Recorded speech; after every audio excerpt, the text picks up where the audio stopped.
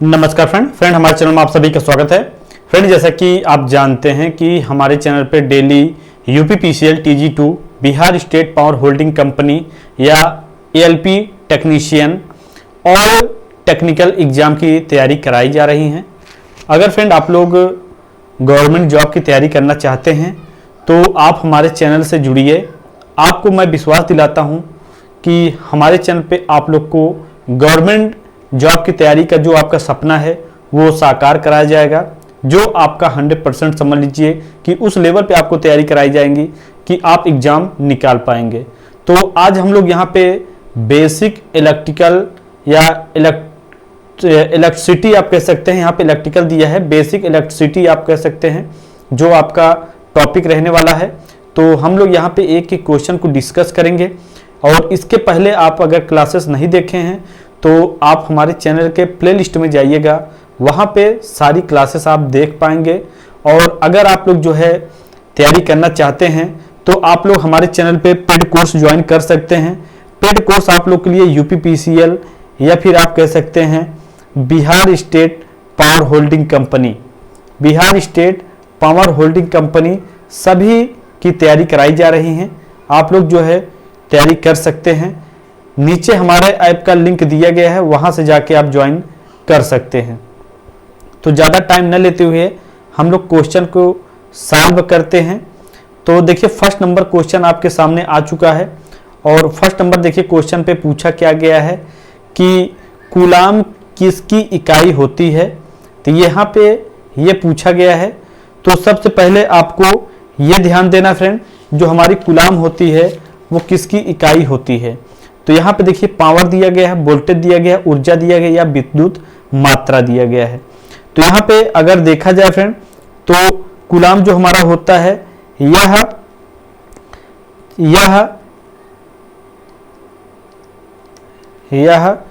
इकाई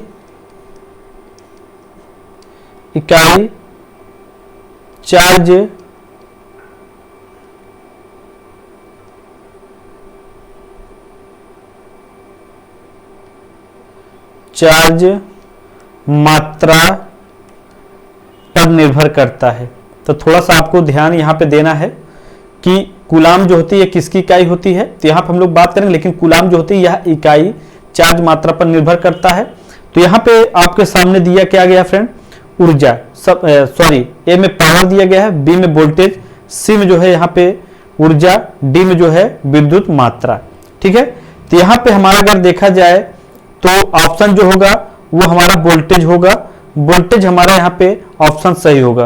और अगर ऊर्जा की बात की जाए तो ऊर्जा जो है कार्य करने की क्षमता की बात की जाती है। कार्य करने की क्षमता को क्या कहते हैं, ऊर्जा कहते हैं। यह आपको मालूम होना चाहिए फ्रेंड, ऊर्जा कहते हैं। ठीक है। तो ये आपको जानकारी में होना चाहिए। तो यहाँ पे हमारा जो है बी ऑप्शन करेक्ट होगा। बी ऑप्शन यहाँ पे सही है। तो जिन भी स्टूडेंट का बी ऑप्शन है उन सभी का ऑप्शन सही है। उसके बाद देखिए यहाँ पे आपके सामने नेक्स्ट क्वेश्चन, नेक्स्ट पे क्या पूछा गया है कि एक विद्युत धारा होती है। तो जो एक हमारी विद्युत धारा होती है वो क्या होती है। तो एम दिया गया है कि यहाँ पे एक चालक के इलेक्ट्रॉनों में रैंडम मूवमेंट होता है, मोमेंट। बी में एक दिशा में मुक्त इलेक्ट्रॉनों का मूवमेंट होता है। सी में दो ध्रुवों के बीच दाब अंतर होता है। या डी में पावर जो इलेक्ट्रॉनों में ड्रिफ्ट कारण होता है। तो यहाँ पे आपको यह ध्यान देना फ्रेंड कि जो ऑप्शन यहाँ पे हमारा सही होगा वो हमारा यहाँ पे बी ऑप्शन सही होगा। बी ऑप्शन पे क्या दिया गया है कि एक दिशा में मुक्त इलेक्ट्रॉनों का मूवमेंट होता है। ठीक है। तो इस वजह से हम लोग एक विद्युत धारा होती है। तो यहाँ पे हमारा जो है बी ऑप्शन सेकंड का सही होगा। उसके बाद देखिए यहाँ पे आपके सामने नेक्स्ट क्वेश्चन, यहाँ पे क्या पूछा गया है कि आदर्श, नेक्स्ट क्वेश्चन पे यहाँ पे पूछा गया कि आदर्श वोल्टेज स्रोत, ठीक है, आदर्श वोल्टेज स्रोत का आंतरिक प्रतिरोध होता है। तो देखिए यहाँ पे आदर्श वोल्टेज स्रोत के बारे में पूछा गया है। तो जो हमारा आदर्श वोल्टेज में ऑप्शन दिया है वो ए में जो है 0 दिया है, बी में अपरिमित दिया गया है, सी में क्या दिया गया है, निर्धारण नहीं किया जा सकता है, डी में परिमित मान। ठीक है, तो आपको सबसे पहले ये ध्यान देना है कि जहां पे हमारा आदर्श वोल्टेज आ जाता है, ठीक है, आदर्श वोल्टेज, तो वहां पे क्या होगा ये आपको मालूम होना चाहिए कि वहां पे आपका मान जो है 0 हो जाएगा। ठीक है, और ये आपको ध्यान देना है, यहां पे आंतरिक प्रतिरोध की बात की गई है। अगर बाहरी प्रतिरोध होता तब वहां पे हमारा क्या होता, इन्फिनिट या फिर निम्न हो जाता है। ये आपको ध्यान देना है। ठीक है, तो ये आपको मालूम होना चाहिए आदर्श प्रतिरोध, आदर्श वोल्टेज का जो आंतरिक प्रतिरोध होता है वो हमारा 0 होता है। तो यहां पे हमारा जो है क्या होगा, ए ऑप्शन सही होगा। तो ए ऑप्शन हमारा यहां पे करेक्ट है, आदर्श वोल्टेज स्रोत का आंतरिक प्रतिरोध। उसके बाद देखिए यहां पे जो है आपका 4th number question, 4th number पे क्या बोला गया है कि जब एक सामान्य परमाणु इलेक्ट्रॉनिक होता है तो यह होता है, मतलब इलेक्ट्रॉनिक दिया है, इलेक्ट्रॉन होता है। ठीक है, ये आपको ध्यान देना है थोड़ा सा, यहां पे इलेक्ट्रॉन होता है तो यह होता है एक धनात्मक आयन या एक ऋणात्मक आयन या विद्युत रूप से उदासीन या मूव के लिए मुक्त। तो यहां पे आपको ध्यान ये देना फ्रेंड कि जब एक सामान्य परमाणु इलेक्ट्रॉन होता है, सामान्य परमाणु इलेक्ट्रॉन होता है तो यह क्या होता है, एक धनात्मक आयन हो जाता है। तो यहां पे हमारे परमाणु इलेक्ट्रॉन की बात की गई है, तो इस वजह से हमारा यहां पे जो है क्या होगा, ए ऑप्शन हमारा यहां पे सही ही होगा। तो ए ऑप्शन ही हमारा यहां पे करेक्ट है। ठीक है, तो यहां पे जो है सामान्य की बात की जा रही है, इस वजह से हमारा यहां पे ए ऑप्शन करेक्ट है। उसके बाद देखिए यहां पे हमारा जो है आ गया यहां पे नेक्स्ट क्वेश्चन। यहां पे क्या पूछा गया है, निम्न में से कौन सी विद्युतीय मात्रा नहीं है। तो सबसे पहले यहां पे आपको ध्यान ये देना है कि हमारे यहां पे विद्युतीय मात्रा की बात की गई है।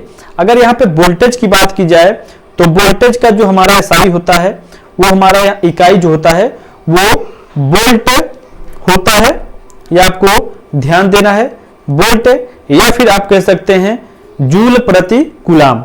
ठीक है, जूल प्रति कूलाम भी आप कह सकते हैं। ये हमारा किसका होता है, ये हमारा वोल्टेज का होता है, ये आपको मालूम होना चाहिए। ठीक है, उसके बाद अगर करंट की बात की जाए तो करंट का हमारा जो है एम्पियर होता है, ये आपको मालूम होना चाहिए। ठीक है, एम्पियर। और यहां पे हमारा जो ऑप्शन दिया गया है वो हमारा विद्युतीय मात्रा नहीं होता है, तो वो हमारा यहां पे सी ऑप्शन करेक्ट होगा। सी ऑप्शन पे क्या दिया गया है, दूरी। दूरी हमारा जो है विद्युतीय मात्रा का नहीं होता है, ये आपको जानकारी में होना चाहिए। ठीक है, और उसके बाद यहां पे जो है आपके सामने दिया क्या गया है, यहां पे शक्ति। तो यहां पे शक्ति जो होती है फ्रेंड, ये आपको मालूम होना चाहिए, ये कार्य करने की बात की जा रही है। ठीक है, कार्य करने की क्षमता को शक्ति कहते हैं, कार्य करने की क्षमता को शक्ति कहते हैं। तो ये आपको जानकारी होना चाहिए। ठीक है, ये हमारा शक्ति होगा। तो यहां पे हमारा जो ऑप्शन करेक्ट होगा फ्रेंड वो हमारा सी ऑप्शन सही है, दूरी। तो हमारा यहां पे अगर देखा जाए तो यहां पे हमारा सी ऑप्शन दूरी हमारा सही होगा। अब आगे देखिए यहां पे जो है आपके सामने नेक्स्ट क्वेश्चन, यहां पे क्या पूछा गया है कि एम्पियर सेकंड इनमें से किसका मात्रक हो सकता है। एम्पियर सेकंड इनमें से किसका मात्रक हो सकता है। तो पहले मैंने आपको बता दिया कि कार्य करने की, अभी पहले ही क्वेश्चन मैंने बता दिया था, कार्य करने की जो है क्षमता को, ठीक है, शक्ति कहते हैं। चालकता, चालकता आपको मालूम होना चाहिए, ये हमारा क्या होता है, ये विद्युत के प्रवाह को एक स्थान से दूसरे स्थान पर भेजने का काम करता है। मतलब जो आपकी बिजली होती है या विद्युत होता है वो एक स्थान से दूसरे स्थान पर भेजता है। ठीक है, ये आपको मालूम होना चाहिए।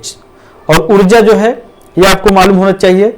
यहाँ पे जो है आपको मैंने नेक्स्ट क्वेश्चन बता दिया था। उसके बाद देखिए यहाँ पे जो है आपका बच्चा डी ऑप्शन। डी ऑप्शन पे देखिए क्या बोला गया है, आवेश। ठीक है, तो एम्पियर सेकंड इनमें से किसका मात्रा हो सकता है, तो यहाँ पे मात्रा नहीं होगा, मात्रक होगा। ये आपको ध्यान देना है। थोड़ा सा यहाँ पे टाइपिंग करने में मिस्टेक है, तो मात्रक जो है हमारा आवेश होगा। आवेश हमारा यहाँ पे सही है। ठीक है, तो ये आपको जानकारी होना चाहिए। तो यहाँ पे एक एक क्वेश्चन हम लोग डिस्कस कर रहे हैं, तो आप सभी से मैं कहना चाहूँगा फ्रेंड कि आप लोग एक एक क्वेश्चन को देखें और जो ना समझ में आए उस पर आप कमेंट कर सकते हैं। और देखिए फर्स्ट नेक्स्ट क्वेश्चन यहाँ पे क्या पूछा गया है कि करंट मापा जाता है, तो करंट जो है किसमें मापा जाता है। यहाँ पे जो है दिया क्या है, वाट दिया गया है, वोल्ट दिया, हेनरी दिया है या फिर एम्पियर दिया गया है। ठीक है, तो यहाँ पे आपको मालूम होना चाहिए जो हमारा करंट मापा जाता है वो किसमें मापा जाता है, एम्पियर में मापा जाता है। तो यहाँ पे हमारा जो है किसका होगा, डी ऑप्शन सही है। और अगर यहाँ पे हेनरी की बात की जाए तो हेनरी किसका मात्रक होता है, इकाई होता है, तो ये इंडक्टेंस का होता है। ये आपको मालूम होना चाहिए, इंडक्टेंस। ठीक है, ये आपको जानकारी में होना चाहिए। इंडक्टेंस का जो है अगर यहाँ पे इकाई देखा जाए तो हेनरी होता है। ठीक है, उसके बाद देखिए यहाँ पे आपके सामने नेक्स्ट क्वेश्चन, यहाँ पे क्या पूछा गया, विद्युतीय ऊर्जा का मात्रक होता है। तो यहाँ पे किलोवाट हमारा जो होता है ये ऊर्जा का होता है, ये आपको मालूम होना चाहिए ऊर्जा का। और उसके बाद जो है यहाँ पे अगर देखा जाए तो केवीआर का जो होता है फ्रेंड वो कैपेसिटर का होता है।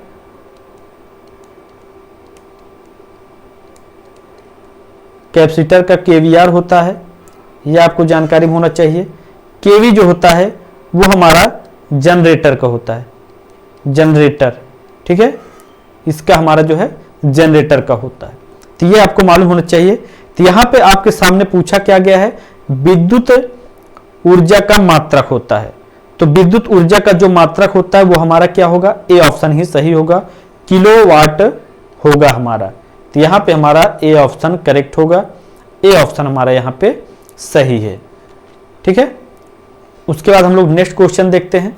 नेक्स्ट क्वेश्चन 9th नंबर पे क्या पूछा गया है कि स्थिर विद्युत की एक ऐसी शाखा है जिसमें ए में क्या दिया है, चालकों के बीच के अंतर में ऊर्जा के प्रवाह का अध्ययन होता है। बी में बचा हुआ आवेश का अध्ययन होता है। सी में क्या दिया गया है, सचल आवेश का अध्ययन होता है। या डी में आवेशित ऊर्जा का अध्ययन होता है। तो आपको मालूम होना चाहिए कि हमारा स्थिर विद्युत की एक ऐसी शाखा जिसमें चालकों या फिर कंडक्टर के बीच के अंतर में ऊर्जा के प्रवाह का अध्ययन होता है। तो यहाँ पे हमारा जो है क्या होगा, यहाँ पे हमारा ए ऑप्शन ही करेक्ट होगा, ए ऑप्शन ही हमारा इसके अकॉर्डिंग सही मिल रहा है। तो यहाँ पे हमारा जो है ए ऑप्शन हमारा सही है। ठीक है, ये आपको मालूम होना चाहिए।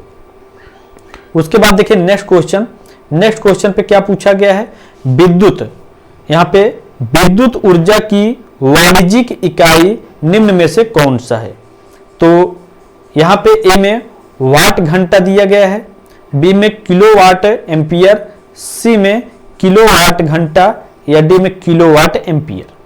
तो यहाँ पे हमारा जो है अगर विद्युत ऊर्जा की वाणिज्यिक इकाई अगर देखा जाए तो हमारा यहाँ पे सी ऑप्शन ही करेक्ट मिल रहा है। सी ऑप्शन पे क्या दिया गया है, किलोवाट घंटा हमारा यहाँ पे सही होगा। ये विद्युत ऊर्जा की वाणिज्यिक इकाई होती है। तो यहाँ पे विद्युत ऊर्जा आपको समझना होगा तभी आप समझ पाएंगे। तो यहाँ पे हमारा जो है सी ऑप्शन करेक्ट है। उसके बाद देखिए यहाँ पे 11th नंबर क्वेश्चन कि 1 जूल प्रति सेकंड होता है, 1 जूल प्रति सेकंड होता है। ठीक है, क्या होता है फ्रेंड, यहाँ पे ए में क्या दिया गया है, 1 वोल्ट, बी में 1 एम्पियर, सी में 1 वोल्ट 1 वाट, या डी में 1 ओम। तो आपको ध्यान ये देना है, ओम जो है यहाँ पे वोल्टेज के यहाँ पे देखा जाए तो यहाँ पे हमारा जो है अधीन होता है, लेकिन यहाँ पे हमारा ऑप्शन के अकॉर्डिंग अगर देखा जाए तो हमारा यहाँ पे हमारा क्या होगा फ्रेंड, सी ऑप्शन सही होगा। सी ऑप्शन पे क्या दिया गया है, 1 वाट हमारा सही होगा। 1 वाट हमारा यहाँ पे करेक्ट होगा, और 1 जूल प्रति सेकंड जो होगा वो हमारा 1 वाट होता है, ना कि 1 एम्पियर होगा। ठीक है, तो ये आपको मालूम होना चाहिए। उसके बाद देखिए यहाँ पे नेक्स्ट क्वेश्चन पे क्या बोला है, विद्युत की मात्रा की एसआई इकाई क्या है। तो यहाँ पे जो है आपको दिया क्या गया है, ए में जो है एम्पियर, बी में वोल्ट, सी में वाट घंटा, डी में जो है कूलाम। तो मैंने आपको सारा कुछ एक्सप्लेन किया हुआ है, ऐसा नहीं है कि मैंने इसको बता नहीं एम्पियर का क्या होता है, वोल्ट का क्या होता है, प्रतिरोध या रिलेक्टेंस। तो सबसे पहले प्रतिरोध आपको ध्यान ये देना फ्रेंड कि प्रतिरोध हमारा क्या होता है। ठीक है, तो अगर यहाँ पे देखा जाए प्रतिरोध जो होता है वो हमारा विद्युत के बीच में बाधा उत्पन्न करता है। जैसे आपको मान लिया जाए कि आप जो है क्या कर रहे हैं, कंडक्टर मतलब जो है आप बिजली को एक स्थान से दूसरे स्थान पर ले जा रहे हैं, या विद्युत को एक स्थान से दूसरे स्थान पर ले जा रहे हैं, तो बीच में जो है वो करंट को रोकने का जो काम करता है वो हमारा प्रतिरोध होता है या फिर रेजिस्टेंस होता है। ये आपको मालूम होना चाहिए। ठीक है, और यहां पे जो है आपको अगर देखा जाए तो इसका जो ऑप्शन होगा फ्रेंड वो हमारा डी ऑप्शन सही होगा, रिलेक्टेंस हमारा यहां पे सही होगा। यहां पे हमारा जो है रिलेक्टेंस हमारा ऑप्शन करेक्ट होगा, रिलेक्टेंस हमारा यहां पे सही है। ठीक है, तो ये आपको मालूम होना चाहिए। तो बाकी मैंने सारा कुछ आपको बताया हुआ है, ज्यादा टाइम न लेते हुए हम लोग यहाँ पे क्वेश्चन को आज जो है 12 क्वेश्चन तक कंप्लीट करेंगे। और इसके पहले जो भी क्लासेस हुई हैं अगर आपने नहीं देखा है तो आप हमारे चैनल के प्लेलिस्ट में जाइएगा, वहाँ पे सारी क्लासेस आपको मिल जाएंगे बिल्कुल फ्री में। और अगर आप लोग चाहते हैं पेड कोर्स ज्वाइन करना तो UPPCL या UPINL सभी की जो है क्लासेस चलाई जा रही हैं, आप लोग ज्वाइन कर सकते हैं। Bihar state power ALP technician आप लोग ज्वाइन कर सकते हैं, नीचे लिंक दिया गया है। और इस वीडियो को ज़्यादा से ज़्यादा शेयर करना मत भूलेगा। चैनल पर नए तो जरूर चैनल को सब्सक्राइब करिएगा ताकि आने वाले समय में आपको हर एक क्लासेस मिल सके। So thanks for watching and bye bye.